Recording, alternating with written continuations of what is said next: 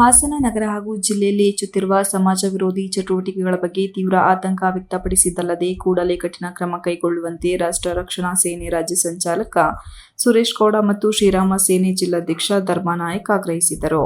ಪತ್ರಿಕಾಗೋಷ್ಠಿಯಲ್ಲಿ ಶನಿವಾರ ಮಾತನಾಡಿ, ಕಳೆದ 2 ವರ್ಷಗಳಿಂದ ನಗರದಲ್ಲಿ ಕೊಲೆ ಪ್ರಕರಣಗಳು, ಬೈಪಾಸ್ ರಸ್ತೆಯಲ್ಲಿ ರೋಡ್ ರೇಂಜ್ ಘಟನೆಗಳು, ಶಾಲಾ ಕಾಲೇಜುಗಳ ಸುತ್ತಮುತ್ತ ಕೆಲವರ ಪುಂಡಾಟಿಕೆ, ಮಾದಕ ಪದಾರ್ಥ ಸೇವನೆಯ ಬಳಿಕ ಸಾರ್ವಜನಿಕ ಸ್ಥಳಗಳಲ್ಲಿ ಅಸಭ್ಯ ವರ್ತನೆ, ಅಂಗಡಿ ಮುಂಗಟ್ಟುಗಳಲ್ಲಿ ಕಳ್ಳತನ, ಬೀದಿ ಜಗಳಗಳು ಹಾಗೂ ಬೈಕ್ ವೀಲಿಂಗ್ ಪ್ರಕರಣಗಳು ಪದೇ ಪದೇ ನಡೆಯುತ್ತಿರುವುದು ನಾಗರಿಕ ಸಮಾಜದಲ್ಲಿ ಅಸಮಾಧಾನ ಮೂಡಿಸಿದೆ ಎಂದು ಬೇಸರ ವ್ಯಕ್ತಪಡಿಸಿದರು.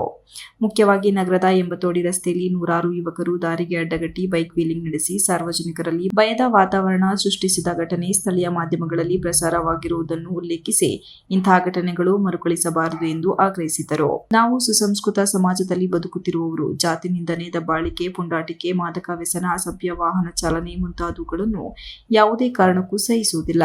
ಪೊಲೀಸ್ ಇಲಾಖೆ ಯಾವುದೇ ಒತ್ತಡಕ್ಕೂ ಮಣಿಯದೆ ಕಟ್ಟುನಿಟ್ಟಿನ ಕ್ರಮ ಕೈಗೊಳ್ಳಬೇಕು. ಜನಪ್ರತಿನಿಧಿಗಳು ಕೂಡ ಇಂತಹ ವಿಷಯಗಳಲ್ಲಿ ಪೊಲೀಸರ ಕಾರ್ಯಾಚರಣೆಗೆ ಮಧ್ಯಪ್ರವೇಶಿಸಬಾರದೆಂದು ಒತ್ತಾಯಿಸಿದರು. ಹಾಸನಾಂಬ ದೇವಾಲಯದಿಂದ ಪ್ರಸಿದ್ಧಿ ಪಡೆದ ಹಾಸನ ಜಿಲ್ಲೆ ಪ್ರವಾಸೋದ್ಯಮಕ್ಕೂ ಹೆಸರುವಾಸಿಯಾಗಿರುವ ಹಿನ್ನೆಲೆಯಲ್ಲಿ ಜಿಲ್ಲೆಯ ಸೌಹಾರ್ದತೆ ಹಾಗೂ ಒಳ್ಳೆಯ ಹೆಸರು ಹಾಳಾಗಬಾರದು. ಬೈಕ್ ವೀಲಿಂಗ್, ಸಾರ್ವಜನಿಕ ಪುಂಡಾಟಿಕೆ ಮತ್ತು ಮಾದಕ ಪದಾರ್ಥ ಬಳಕೆ ವಿರುದ್ಧ ತಕ್ಷಣ ಪರಿಣಾಮಕಾರಿ ಕ್ರಮ ಕೈಗೊಳ್ಳಬೇಕು.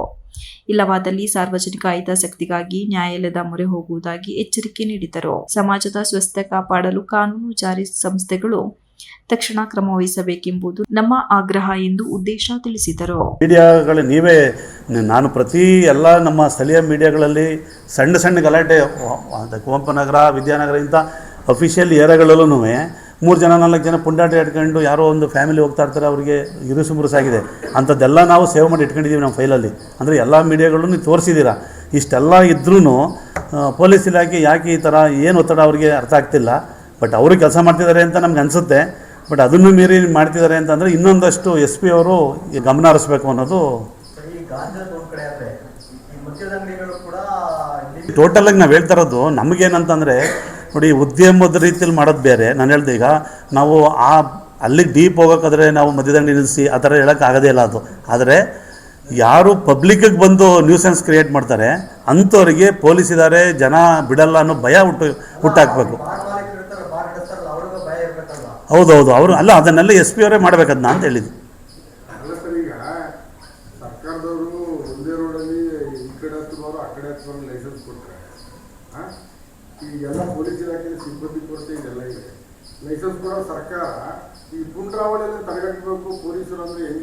ಅಲ್ಲ, ಅದನ್ನ ಸರ್ಕಾರನೇ ಯೋಚನೆ ಮಾಡಬೇಕು. ಅಲ್ಲ, ನಿಜ, ನಿಮ್ಮ ಮಾತು ನಿಜ. ಆದ್ರೂ ಈಗ ನೋಡಿ, ಎಣ್ಣೆ ಇದೆ ಅದಕ್ಕೋಸ್ಕರ ಕುಡಿತಾರೆ. ನಂಗಿದ್ರೆ ಎಣ್ಣೆ ಇದೆ ಅಂತ ಬಾರ್ ಇದೆ ನಮ್ಮ ಮನೆ ಎದುರುಗಡೆ ಅಂತ ನನ್ನ ಮಗ ಹೋಗಿ ದಿನ ಕುಡಿಯಲ್ವಲ್ಲ. ಎಲ್ಲ ಕುಡಿಯೋರೆಲ್ಲ ಪುಂಡಾಟಿಗೆನೂ ಆಡಲ್ಲ. ಆ ಥರ ಯಾರು ಪುಂಡಾಟಿಗೆ ಆಡ್ತಾರೆ ಅಂಥವ್ರ ಮೇಲೆ ಕಠಿಣ ಕ್ರಮ ಆಗಬೇಕು ಅನ್ನೋದು ಅಷ್ಟೇ. Srinivas, TV 46 news Kannada, Hassan. You are watching TV 46 News Kannada.